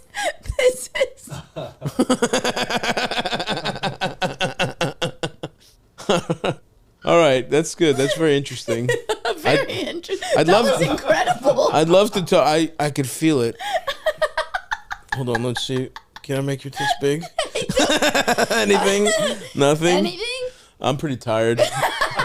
I'll wake up tomorrow, leave an article of your clothing. I'll try. Leave your socks. I'll try. And your feet get huge. Huge feet would be devastating. You know? The Peggy Hill feet. Yeah. Clown. Oh my God. Yeah, that's tough. Feels like you're wearing a couple fins, you know? Mm-hmm. You know? Of course. When you go body surfing? Yeah, you couldn't have that. Well, that would save you fin money, though. That would save you money on surfing footwear. The holidays are such an amazing time, folks. You know, you want to spend it with your loved ones. I'm here in Baltimore spending it with my loved ones. And it's also a gift-giving time. And what do you want to give people? Something they use every day. Something that's high quality, something that's of value. Good news. Raycon's everyday earbuds checks all of those fucking boxes.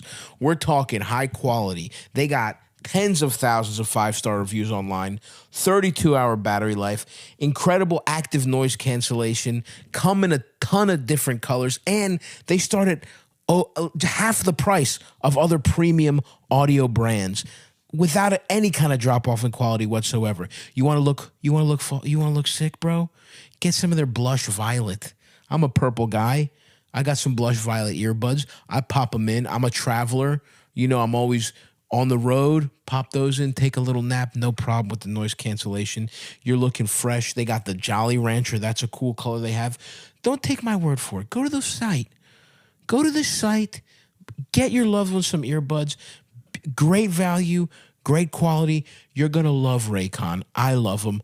I pop them in. Whether I'm at the gym, I'm hanging around, I'm going for a nice stroll. You know, I'm power walking. I got my Raycons in. Save big for the holidays and get up to 25% off site-wide at buyraycon.com/Stavi. That's right. You'll get up to 25% off everything on Raycon's website when you go to buyraycon.com/Stavi. Buyraycon.com/Stavi. What do we got, Eldis? Hey, Stavi. Hope you're doing well. Long-time fan. Thank you, my friend. Hope you are kicking it as always. And Eldis is there, and esteemed guest. Hello. I hope you are also doing well. Thank you. I wanted to reach out and get some advice from you, basically relating to dating, as per the usual. I am recently sober. First time I've been sober for this long in quite a while. I am just about at a month now. So I have been adjusting to sober life, and I've been doing pretty well about it. I'm able to go to bars and concerts and stuff and still have a good time. Damn, dude, in a month? Just without drinking. This man has such a good fucking social life. My biggest issue is that I don't want to look like a creep when I match with people online, and then they're like, oh, you don't want to drink, but we're going to meet up for drinks. And, you know, the implication there not being very good. Basically, I've just been getting asked hey, let's go out for drinks, just catch up or meet up or whatever at a bar. And I have to say hey, you know, I don't really drink, but you're welcome to still do it. And it's that comes off as kind of weird. There's someone who, you know, for instance, had matched with me and they were like, let's meet up for drinks. And I was like, hey, just so you know, I don't really drink, but we can still meet up at a bar or something.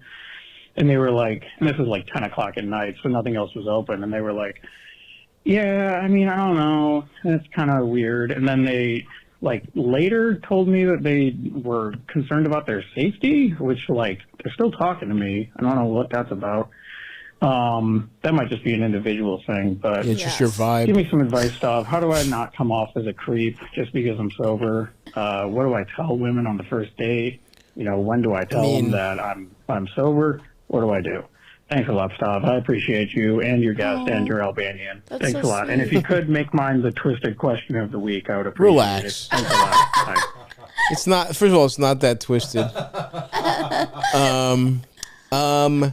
So okay, I have some. I think a lot of this is in our friend's head here. I think it's all in. I think it's all in your head. Yeah. I think one person being concerned about, I do know.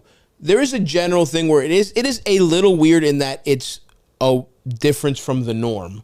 But if any person with fucking half a brain in their head thinks about it for a second, they'll be like, oh, he's sober.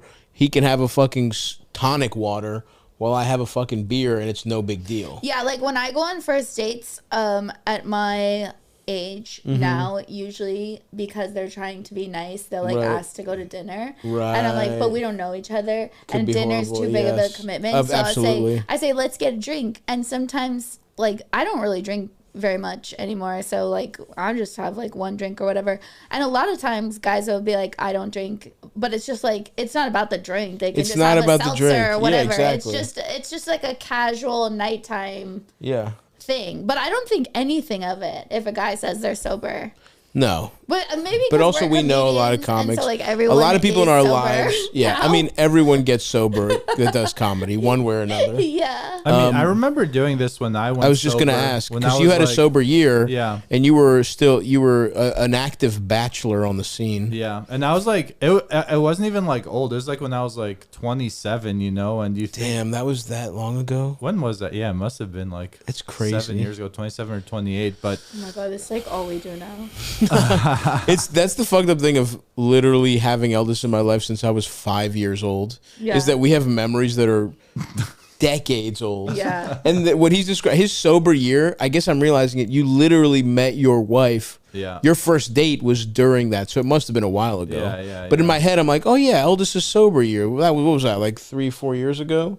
What was that, right before the pandemic? And it's like, no, that was not 8-7 years ago. I can't believe it's that long ago. Yeah. Either. Wow. Yeah. But, I mean, I did it, and it was honestly, like, super easy. Like, people were like, oh, okay, cool. And he needs to think of it as, like, you know, it's not just for them. It's like a screening process for you. So you don't, like, go and waste your time. Absolutely. You know, you can go to a bar and just have a drink, and then, like, you don't want to, like, freak someone out by springing this on them without like their any prior knowledge. And if they do think it's weird, they can just like be like, I don't know, not for me, and just like, you know, for sure. So you don't waste your time too. But yeah, totally. That's a great point. Not judging you, accepting you for who you are. Yeah, imagine a woman being like, you don't fucking drink, pussy.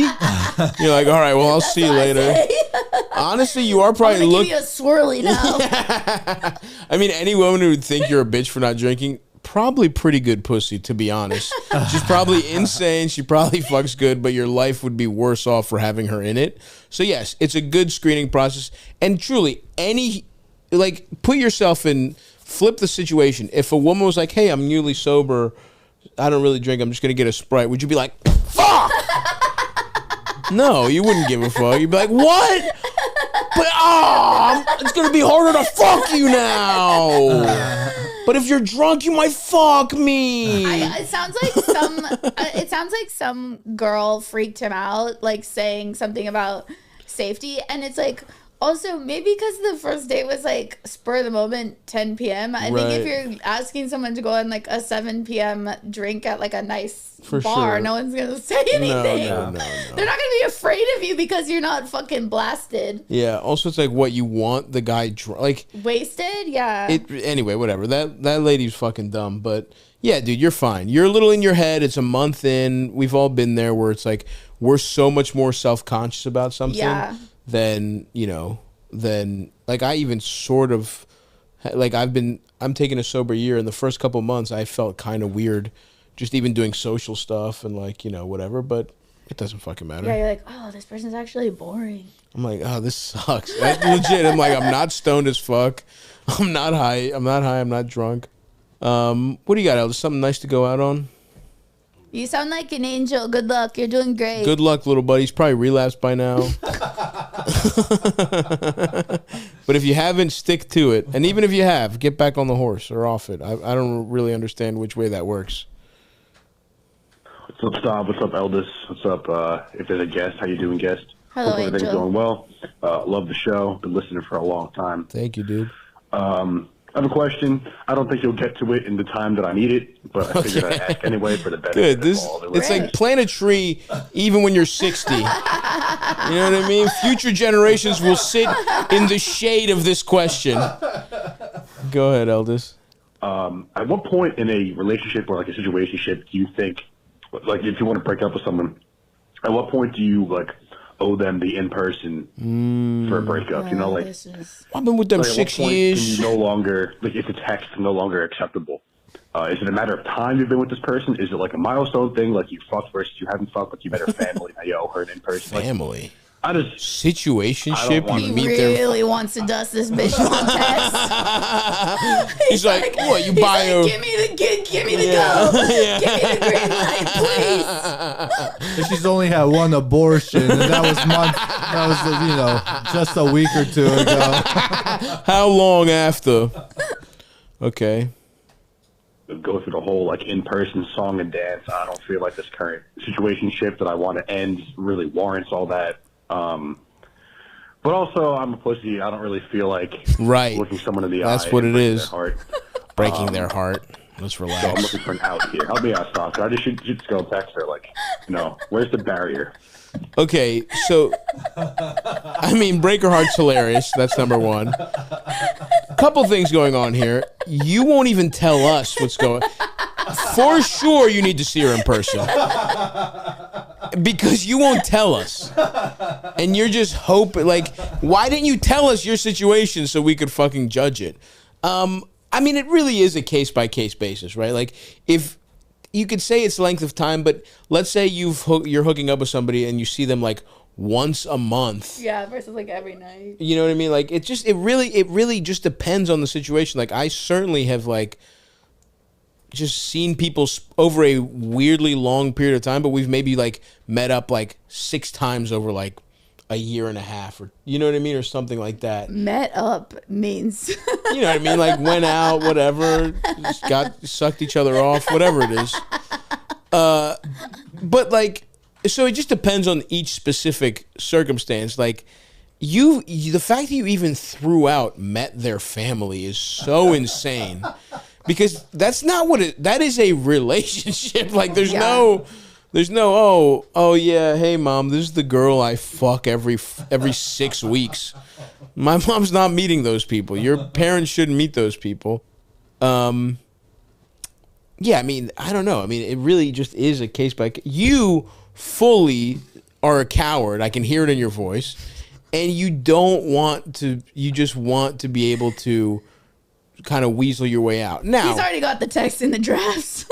yeah, absolutely. He's just waiting for the signal to press go. For sure. But it also depends on the like how serious it was, or have you had any conversations? Like if you at the start of it were like, hey, I'm not looking for something serious, like, you know, I like, yeah, we have fun together. If that doesn't work for you, I totally get it.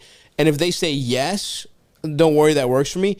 You could probably text your way out of that because they know the rules of engagement, right? And like everyone's on the same page and like gauging and communicating the whole way. What happens in those situationships is when people don't do that, and then they're doing all relationship stuff, but someone like can't commit, even though they're like treating that person like a full partner. And listen, if you can't commit, that's fine. But if that's what you're doing, then yes, you should break up with them in person. Yeah. You know, then you've treated it like a relationship. You have to get out of it like a relationship. So that's our general rule of thumb. We don't know your specifics. Again, I am guessing fully you've probably like spent the night at her house 4 times in a row or something insane. You've probably gone on a vacation with her. You guys share a bank account. Yeah, I mean, you know, some of our real estate holdings are together, but I could have the money guy figure that out, and I could just text her. Fine, right? Yeah. So yeah, I would say that's the general rule of thumb, even though it's really just case by case, brother. And I'm willing to bet, because you wouldn't describe your situation, you definitely need to break up in person. And by the way, you should work on being a coward.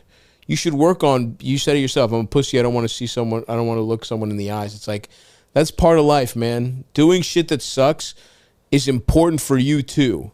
This isn't really who we should worry about treating the people you date